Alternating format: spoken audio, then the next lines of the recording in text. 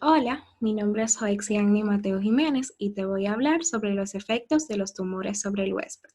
La importancia de las neoplasias radica en sus efectos sobre los pacientes.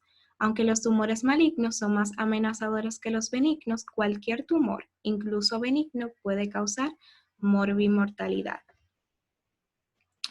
Las neoplasias y sus metástasis pueden provocar daño por localización y compresión de estructuras adyacentes, por lo que es la actividad funcional como síntesis de hormona o desarrollo de síndromes paraneoplásicos, por hemorragia e infecciones cuando el tumor ulcera a través de estructuras adyacentes, por síntomas por ruptura o infarto y caquexia o deterioro progresivo.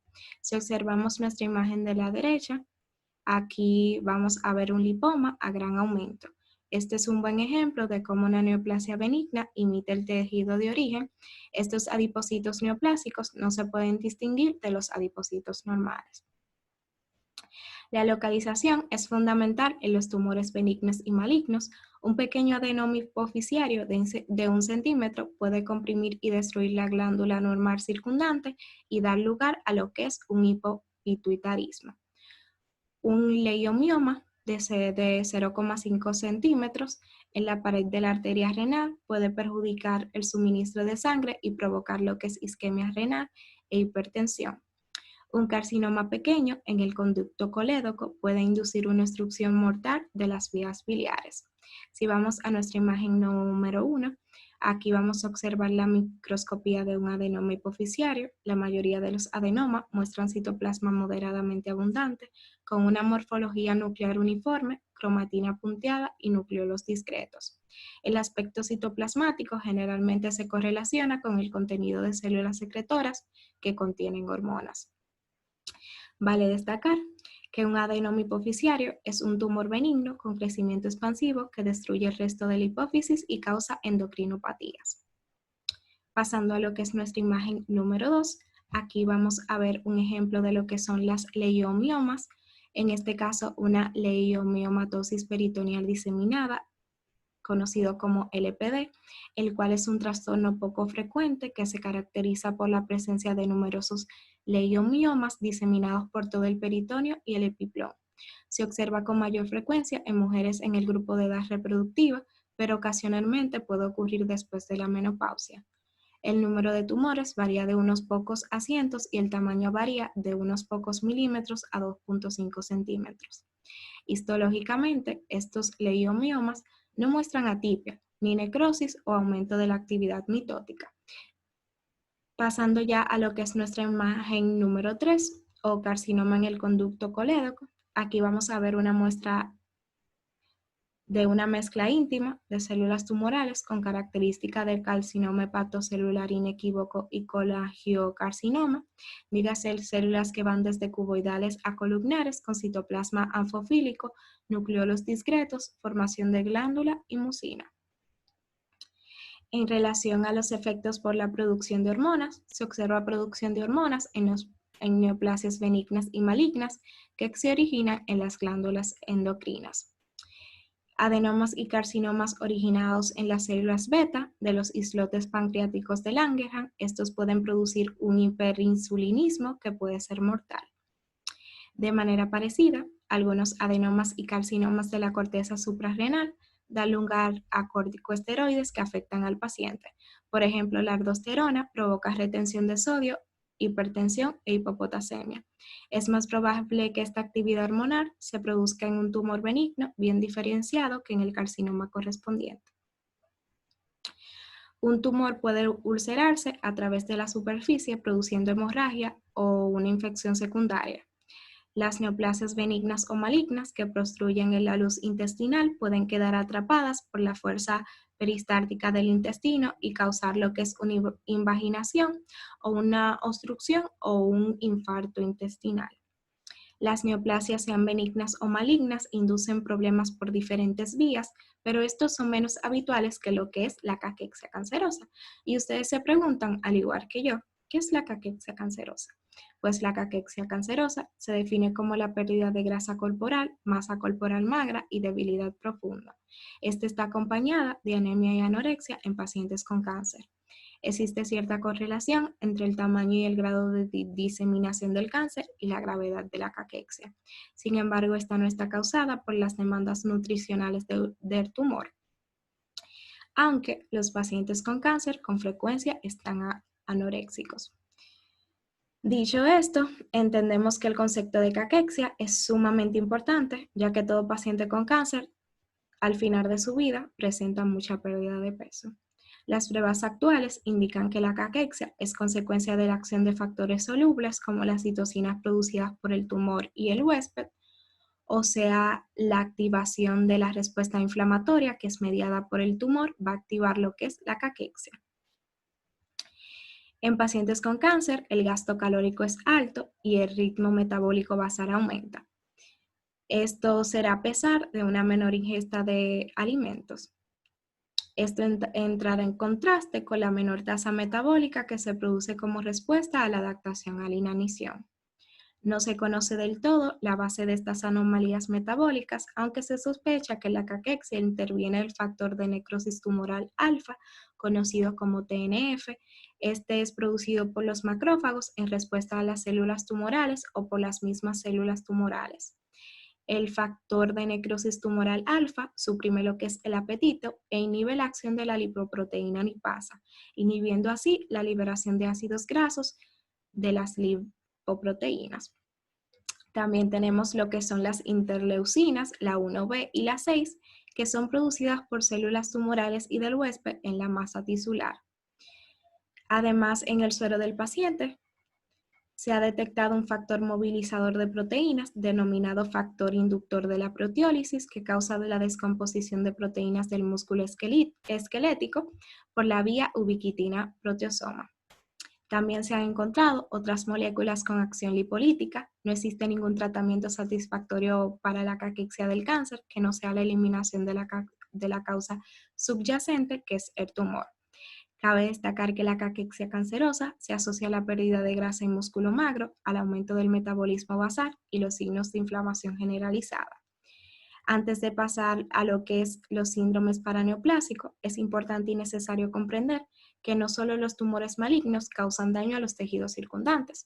A veces pensamos que un tumor benigno, como un lipoma o un adenoma hipoficiario, no va a causar daño al tejido y que solamente su presencia se asocia a la liberación de hormonas. Pero tenemos que pensar que este tumor está ocupando un espacio y ese volumen puede estar afectando al tejido de al lado o estar comprimiendo alguna estructura vascular. Por esto, la mera presencia del tumor ya está produciendo daño al tejido, aun sea benigno o maligno. Dicho esto, los síndromes paraneoplásicos son complejos de síntomas que se producen en pacientes con cáncer y que no pueden explicarse fácilmente por la diseminación local o por el distanciamiento del tumor o por la elaboración de hormonas no naturales al tejido de origen del tumor. Estos tienden a aparecer aproximadamente del 10 al 15% de los pacientes con cáncer. Es importante identificarlos por varias razones. La primera es que pueden ser la primera manifestación de una neoplasia oculta. En pacientes afectados pueden ser un problema clínico significativo e incluso pueden ser mortales. Y por último, estos pueden parecer una enfermedad metastásica y hacernos confundir su tratamiento. Los síndromes paraneoplásicos son diversos y se asocian a diferentes tumores. Los síndromes más comunes son las endocrinopatías. Los cánceres responsables no son de origen endocrino y producen hormonas o factores similares que se conocen como hormonas endocrinas. Entre los síndromes paraneoplásicos endocrinopáticos tenemos lo que es la hipercalcemia, el síndrome de Cushing y la endocarditis trombótica no bacteriana. Las neoplasias asociadas con mayor frecuencia a estos y otros síndromes son los cánceres de pulmón y mama y las neoplasias hematológicas. Pasando a lo que es la hipercalcemia, en los pacientes con cáncer este es multifactorial, pero el mecanismo más importante es la síntesis de proteínas relacionada con la hormona paratiroidea por las células tumorales. También intervienen otros factores derivados de los tumores como el TGF-alfa, que es un factor polipéptido que activa osteoclasto, y la forma activa de la vitamina D. Otro posible mecanismo de la hipercalcemia es una enfermedad ósea metastásica osteolítica, aunque vale decir que la hipercalcemia debida a metástasis ósea no es un síndrome paraneoplásico. Ya pasando a lo que es el síndrome de Cushing, este como fenómeno paraneoplásico suele relacionarse con la producción ectópica de ACTH, o mejor conocida como corticotropina, o polipéptidos similares a la ACTH por las células cancerosas, como sucede en los cánceres de células pequeñas del pulmón. A veces un tumor induce varios síndromes a la vez. Por ejemplo, los carcinomas broncógenos pueden elaborar productos idénticos o que tienen los efectos de la ACTH, de la vasopresina, de la hormona paratiroidea, de la serotonina, de la gonadotropina coriónica humana y otras sustancias bioactivas. Algunas manifestaciones del síndrome de Cushing tenemos la joroba, como ven en esta imagen aquí, la joroba de grasa en los hombros. Este va a presentar también lo que es una cara redonda, va a presentar gravidis de color rosa o púrpura en toda la piel. Los síndromes paraneoplásicos neuropáticos, estos comprenden neuropatías periféricas, degeneración cerebelosa cortical y síndromes miasténicos. En la mayoría de los casos se cree que en su mecanismo participan anticuerpos contra antígenos tumorales que muestran reactividad cruzada con los tejidos normales del anfitrión. Los síndromes paraneoplásicos también pueden manifestarse como una hipercoagulabilidad que produce trombosis venosa y endocarditis trombótica no bacteriana. Otras manifestaciones son acropaquias y osteoartropatías hipertróficas en pacientes con carcinoma de pulmón. Otras se van a describir al considerar los cánceres de varios órganos del cuerpo. Mencionar algunos síndromes paraneoplásicos. En esto están los del trastorno de la piel. Aquí tenemos la alcantosis nigra, que estas son placas de color negro grisáceo de hiperkeratosis con aspecto aterciopelado, como vemos en esta imagen. También tenemos las anomalías osteoarticulares. Aquí hay que mencionar la osteoartropatía hipertrófica, como ven en la imagen, en esta imagen del centro. Aquí se verá una formación de hueso nuevo periódico en extremos distales de huesos largos. Se verá artritis de la articulación adyacente y los dedos en palillos de tambor. Esta se va a presentar en pacientes con carcinoma del pulmón. Por último, los síndromes paraneoplásicos, pero relacionados con la hipercoagulabilidad. Aquí tenemos la tromboflebitis migratoria o síndrome de Trusov. Este síndrome conlleva un mal pronóstico en la evolución del proceso neoplásico, especialmente en los casos de trombosis arterial. Este es caracterizado por eventos trombóticos, oclusiones arteriales y venosas que pueden originarse después del desarrollo de una enfermedad neoplásica o como un signo anunciador de la existencia de un cáncer oculto. El síndrome de Trusov se ha asociado con mayor frecuencia a carcinomas del aparato digestivo, pulmón, páncreas, próstata y mamas. Vale mencionar que el síndrome de Trusov también puede ser una consecuencia de lo que es la hipercalcemia.